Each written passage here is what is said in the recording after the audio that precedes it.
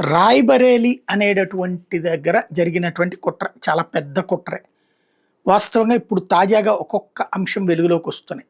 తీవ్ర స్థాయిలో బయటపడుతున్నాయి. అక్కడ సీసీ కెమెరాల్ని బ్లాక్ చేశారు.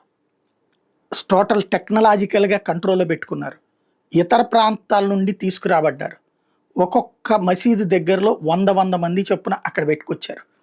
ఒక్కసారిగా ఊరంతా అల్లకల్లోలం సృష్టించడానికి ప్లాన్ చేశారు.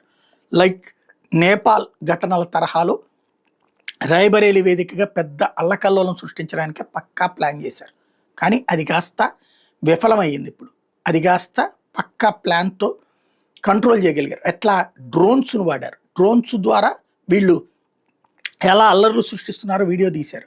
ఎవరెవరున్నారో అందులో ఐడెంటిఫై చేశారు. వాళ్ళ వ్యాపార సంస్థలకే ఇప్పుడు నోటీసులు ఇచ్చారు. అట్లాగే వాళ్ళ వెనకాల ఎవరున్నారో లెక్క తీస్తున్నారు. దానికి సూత్రధారులు ఎవరు, పాత్రధారులు ఎవరో లెక్క చూస్తున్నారు. అంటే దేశంలో ఏదైతే వీళ్ళు చెప్పినటువంటి రాహుల్ గాంధీ చెప్పినటువంటి ఆ కాన్సెప్ట్ వర్కౌట్ కాలేదు. ఏది ఓట్ చోర్ లాంటి దానికి జంజీ పరిగెత్తుకొచ్చేస్తారు అన్నటువంటిది, నేపాల్ లాగా బంగ్లాదేశ్ లాగా అయిపోతుంది అన్నటువంటిది అవ్వలేదు. మణిపూర్ని కంట్రోల్ చేశారు, లడఖ్ని కంట్రోల్ చేశారు. కాబట్టి ఇక మత కల్లోలాలు సృష్టించే కుట్ర జరిగిందనమాట.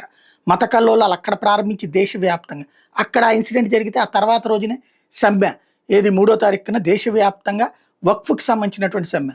అక్కడ సక్సెస్ అయితే దేశవ్యాప్తంగా ఎన్నో చోట్ల జరిగి ఉండేది.